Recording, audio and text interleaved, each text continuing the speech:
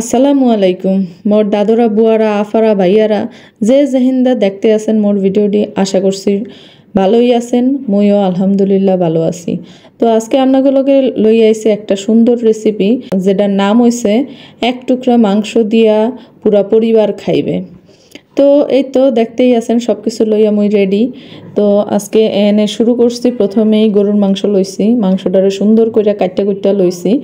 তো মাংসটারে কাটটা যাই হোক, আমি এখন আমার নিজের ভাষায় চলে আসি, কিছু মনে করবেন না। বরিশাল আমার আঞ্চলিক ভাষা, আমার ভালো লাগে বলতে, তারপরও অভ্যস্ত না তো তাই একটু অসুবিধে হয়ে যায়। যাই হোক, এখানে মাংস নিয়েছি আমি দুই টুকরো মাংস সুন্দর করে কিমা করে নিচ্ছিলাম, আমি ছোট ছোট স্লাইস করে কেটে তারপরে সেটাকে কিমা করে নিচ্ছিলাম। আমি চাকু দিয়েই করছি, আপনারা চাইলে ব্লেন্ডারও ইউজ করতে পারেন বা পাটায়ও থেতো করে নিতে পারেন, যার যেভাবে সুবিধা হয় সেভাবেই করে নিতে পারেন, কোনো সমস্যা নেই।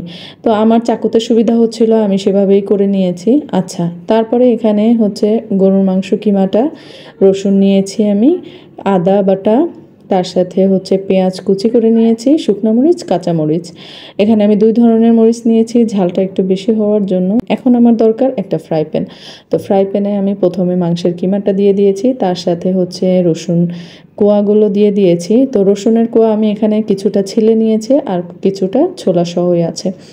আর ওদিকে পেঁয়াজ একটু স্লাইস করে নিয়েছি, তো বেশি কুচি করতে হবে না, অল্প একটু করে নিলেই হবে। শুকনো মরিচ নিয়েছি আর তার সাথে কাঁচামরিচ, আদা বাটা, সঙ্গে কালো জিরে নিয়েছি।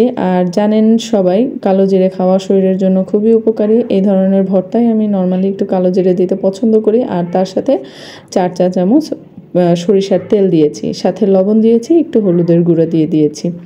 এখন এটাকে খুব ভালো করে মিশিয়ে চুলাটার আঁচ মিডিয়াম রেখে ভালোভাবে সবগুলো মিশিয়ে নেব। আর এই তো এভাবেই যে যতটুকু ঝাল খেতে পছন্দ করবেন সে ততটুকুই দিয়ে নেবেন, যার যেভাবে ভালো লাগে সে সেভাবেই করে নেবেন। আচ্ছা, এরপরে হচ্ছে আমার এটাকে ভালোভাবে যখন ভাজা হয়ে গিয়েছে তারপরে আমি পানি দিয়ে দিয়েছি যেন এটা খুব সুন্দরভাবে সিদ্ধ হয়ে যায়। গরুর মাংস তো অবশ্যই সিদ্ধ হতে হবে, সিদ্ধ না হলে তো কাঁচা কাঁচা থেকে যাবে, খেতে ভালো লাগবে না।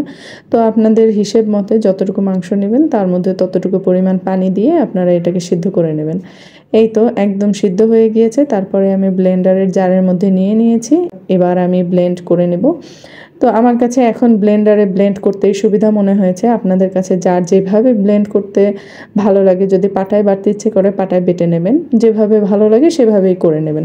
তো এখানে ব্লেন্ড করার পরে একদম মিহি হয়ে গিয়েছে, দেখতেই পাচ্ছেন। আর এরপরে হাত দিয়ে ছোট ছোট গোলা করে এটাকে ভর্তা আকারে আমি গোল গোল করে রাখছি। আপনাদের যেভাবে রাখতে ইচ্ছে করে আপনারা সেভাবেই রেখে নিতে পারেন। দোকানে সাধারণত এভাবে গোল করে দেয় বলে আমার একটু দেখতেও ভালো লাগে, খেতেও কিন্তু ভালো লাগে, যার কারণে আমি এভাবেই করে নিচ্ছিলাম। আপনাদের যেভাবে ইচ্ছে আপনারা সেভাবে করে নেবেন। আর এই একটা পদ দিয়ে কিন্তু পুরো পরিবার খুব পেট ভরে ভাত খেয়ে নিতে পারে। গরম ভাতের সাথে এই আইটেমটা সত্যি অসাধারণ লাগে। আমার মেয়ে এবং আমার হাজব্যান্ড দুজনেই কিন্তু খুবই প্রশংসা করেছে।